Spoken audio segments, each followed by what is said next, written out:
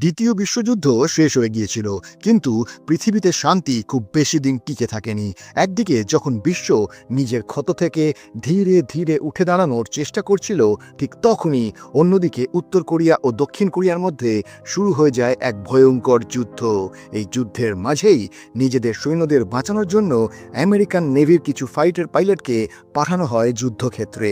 আর এখানেই এক navy pilot J C. Brown এমন এক যুদ্ধের মুখোমুখি হয় যা পুরো পৃথিবীকে নাড়িয়ে দিতে চলেছিল। ছবির নাম ডিভোশন।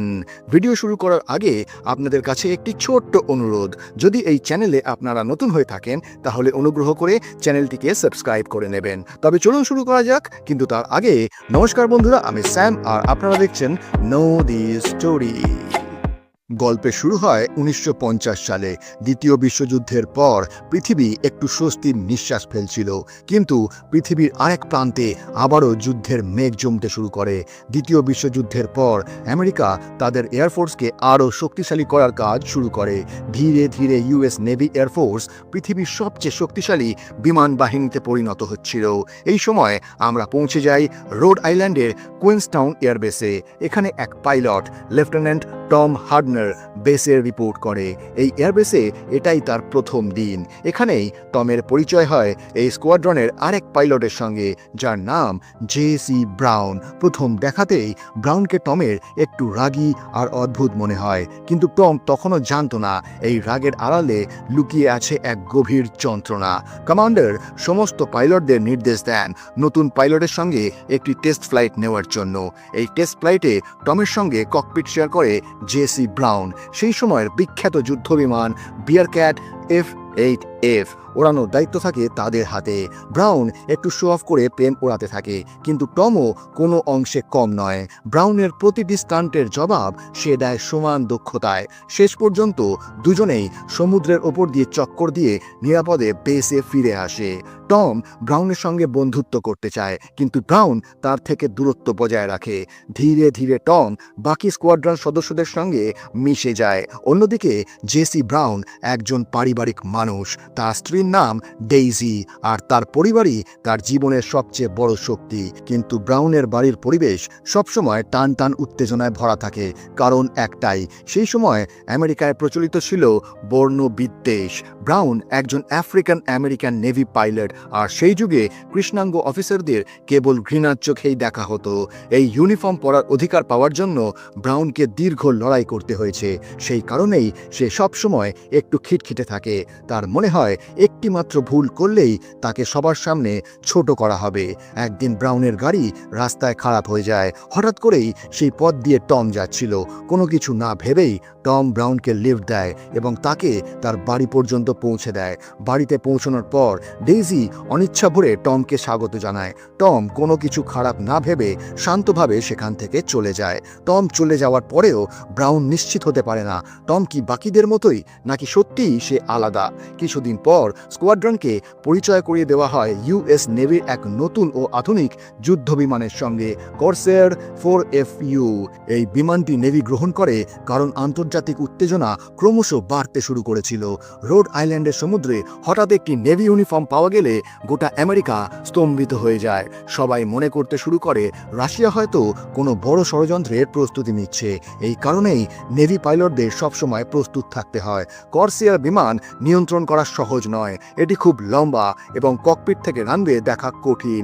পাইলটদের বলা হয় যে এখন তাদের মিশনের জন্য USS লেইট এয়ারক্রাফট ক্যারিয়ার থেকে অপারেট করতে হবে। মাত্র 270 মিটার লম্বা রানওয়েতে ফাইটার জেট ল্যান্ড করানো কোনো মৃত্যুর খেলা ছাড়া কিছু নয়। পাইলটদের সম্পূর্ণভাবে ল্যান্ডিং সিগন্যাল অফিসারের ওপর ভরসা রাখতে হয়। সবচেয়ে আগে টম পারফেক্ট ক্যারিয়ার ল্যান্ডিং করে। এবার ব্রাউনের পালা। টেনশন এবং ভয়ের কারণে ব্রাউন প্রথমবারের মতো সিগন্যাল অনুসরণ করতে পারেনি।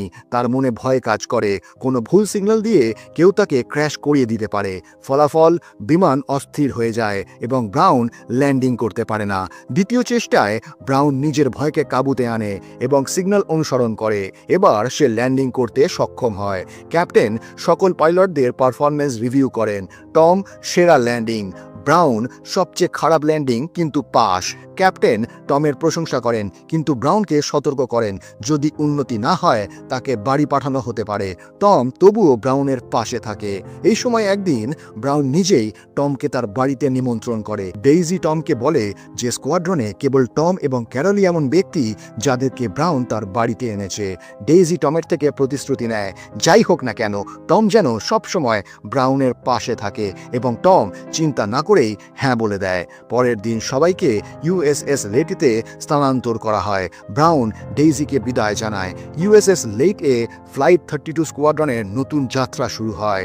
পরের দিন ফ্লাইট 32 স্কোয়াড্রনের সঙ্গে ঘটে এমন এক ঘটনা যা কেউ স্বপ্নেও ভাবেনি। স্কোয়াড্রনের এক পাইলট ক্যারল ল্যান্ডিংয়ের সময় বিমানটির উচ্চতা ভুল অনুমান করে। একটি ছোট্ট ভুল এবং তার বিমান সরাসরি সমুদ্রে পড়ে যায় এবং ক্যারলের মৃত্যু হয়। সবাই স্তব্ধ হয়ে যায়। সবচেয়ে বেশি শক লাগে জেসি ব্রাউনের। ক্যারল ব্রাউনের খুব কাছের ছিল। এই কথা ডেইজি আগে থেকেই টমকে জানিয়েছিল। এই দুঃখজনক ঘটনার পর ক্যাপ্টেন কেভিল সকল পাইলটকে ডেকে শান্ত থাকার জন্য একটি ভাষণ দেন। ক্যাপ্টেনের কথা অনুযায়ী ব্রাউন ক্যারলের পরিবারের জন্য একটি চিঠি লেখে, কিন্তু যখন ব্রাউন নিচে গিয়ে সেই চিঠি লিখতে শুরু করে তখন টম এবং ব্রাউনের মধ্যে একটি তর্ক হয়। ব্রাউন বলে টম জানতো যে ক্যারল ল্যান্ডিং নিয়মগুলি অনুসরণ করতে পারবে না, তবুও টম তাকে গাইড কেন করলো না? যদি টম আগে থেকে সবকিছু বলে দিত হয়তো আজ ক্যারল বেঁচে থাকতো। সেই রাতে জাহাজের ওপর ডেকে ব্রাউন টমকে তার জীবনের আসল সত্য বলে।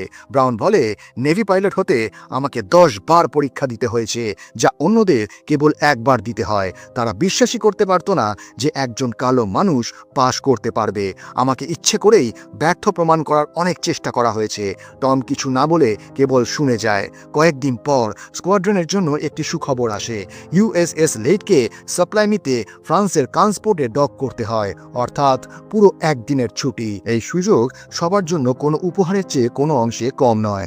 সকালবেলা সবাই শহর ঘুরতে বের হয়। সন্ধেবেলা সমুদ্রের ধারে হাঁটতে হাঁটতে তারা হলিউডের বিখ্যাত অভিনেত্রী এলিজাবেথ টেলরের সঙ্গে দেখা করে। এলিজাবেথ টেলর তাদের ফ্রান্সের একটি পরিচিত ক্যাসিনোতে আমন্ত্রণ জানান। প্রথমে সবাই বিশ্বাস করতে পারে না, কিন্তু যখন আমন্ত্রণপত্র দেখানো হয় উত্তেজনা দ্বিগুণ হয়ে যায়। রাতে সবাই প্রস্তুত হয়ে ক্যাসিনোতে পৌঁছয়, কিন্তু ব্রাউন ভেতরে ঢুকতে যেতেই গার্ডরা তাকে আটকে দেয়, কারণ সে কালো মানুষ। ব্রাউন ফরাসিতে কথা বলে এবং নিজের পরিচয় দেয়। তার আত্মবিশ্বাস দেখে গার্ডরা শেষ পর্যন্ত তাকে ভেতরে ঢুকতে দেয়। ভেতরে ঢুকতেই এলিজাবেথ টেলর নিজে এগিয়ে এসে তাদের স্বাগত জানান। ক্যাসিনোতে টম তার ভাগ্যের জোরে এমনভাবে খেলতে থাকে যে এলিজাবেথ টেলরও তার প্রতি ইমপ্রেস হয়ে যান। পরে টম আর ব্রাউন বাইরে গিয়ে পানীয় খেতে থাকে। টম একটা ছোট্ট ম্যাজিক ট্রিক দেখিয়ে কয়েকজন ফরাসি মেয়েকে মুগ্ধ করে ফেলে। ঠিক তখনই এক বর্ণবাদী লোক ব্রাউনকে অপমান করে।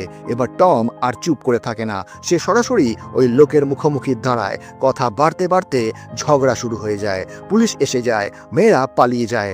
ব্রাউন কোনো রকমে সবাইকে সেখান থেকে বের করে আনে। ব্রাউন টমকে বলে এর কোনো দরকার ছিল না, আমি সারা জীবন এসব সহ্য করে এসেছি। পরদিন সকালে ক্যাপ্টেন সবাইকে ডেকে পাঠান। একটি ভয়ঙ্কর খবর আসে, উত্তর কোরিয়া ও দক্ষিণ কোরিয়ার মধ্যে তীব্র যুদ্ধ শুরু হয়ে গেছে, আর ন্যাটো সদস্য হওয়ায় আমেরিকাকেও এতে জড়াতে হয়। ফ্লাইট 32 স্কোয়াড্রনকে একটি গুরুত্বপূর্ণ মিশন দেওয়া হয়।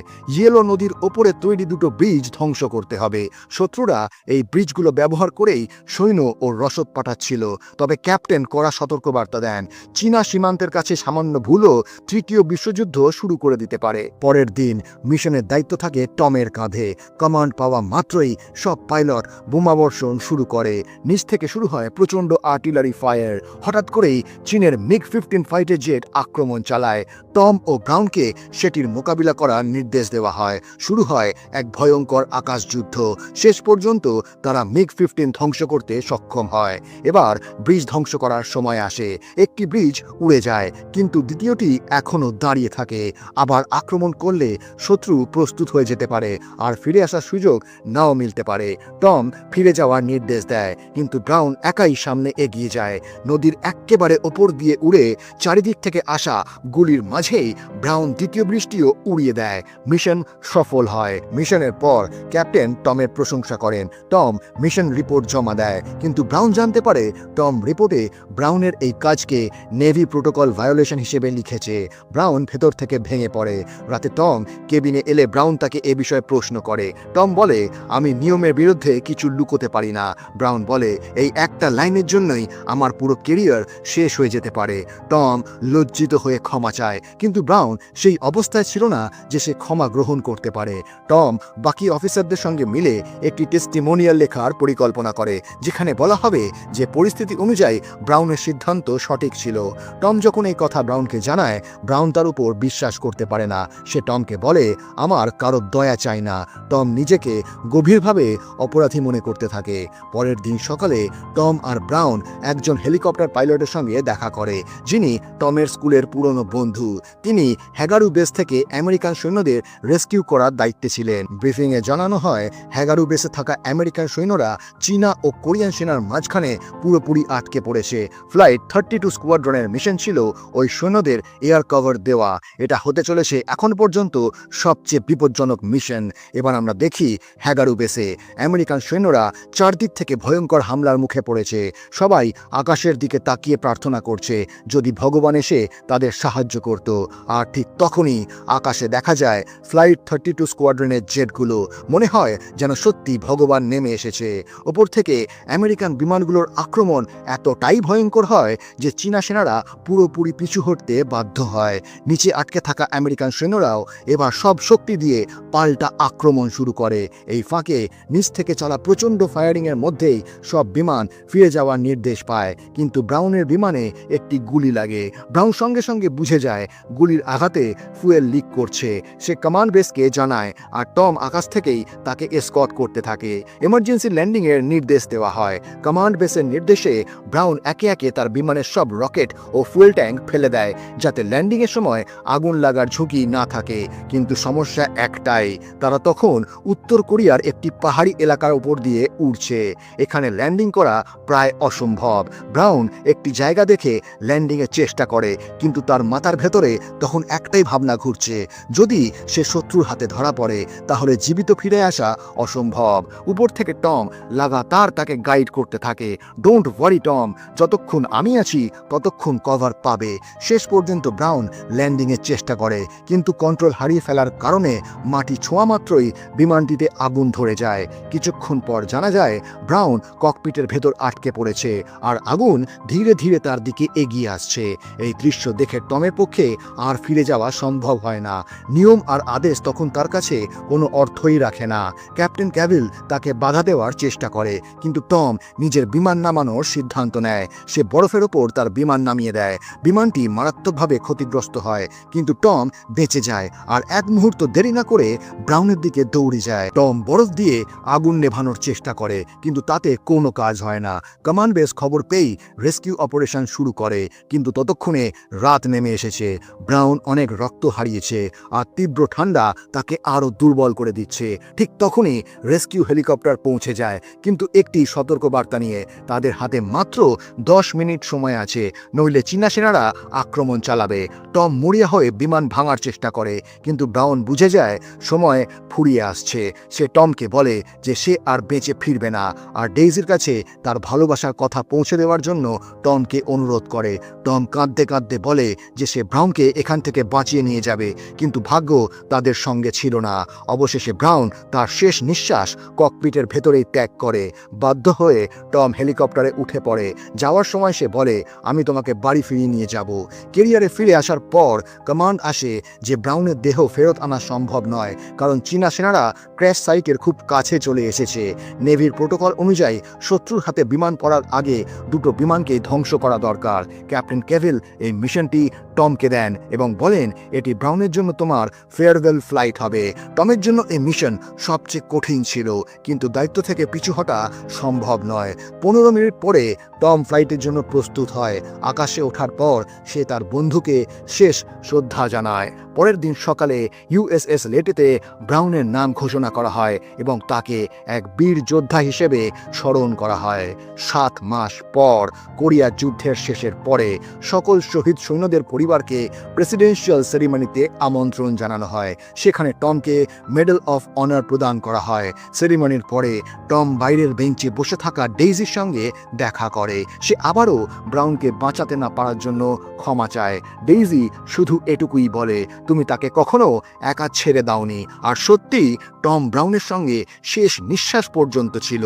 এরপর আমরা দেখি ডেইজি তার মেয়ের সঙ্গে খেলছে আর তাদের ওপর দিয়ে একটি ইউএস নেভি বিমান উড়ে যায়। সেই বিমান আমাদের স্মরণ করিয়ে দেয় ব্রাউনের গল্প, একজন পাইলটের যিনি শেষ পর্যন্ত লড়াই করেছিলেন এবং একজন বীরের মতো শহীদ হয়েছিলেন। এবং এই আবেগের সঙ্গেই গল্প এখানেই শেষ হয়ে যায়। এবার প্রশ্ন আপনাদের জন্য, সত্যিকারের বন্ধুত্বর মানে কি?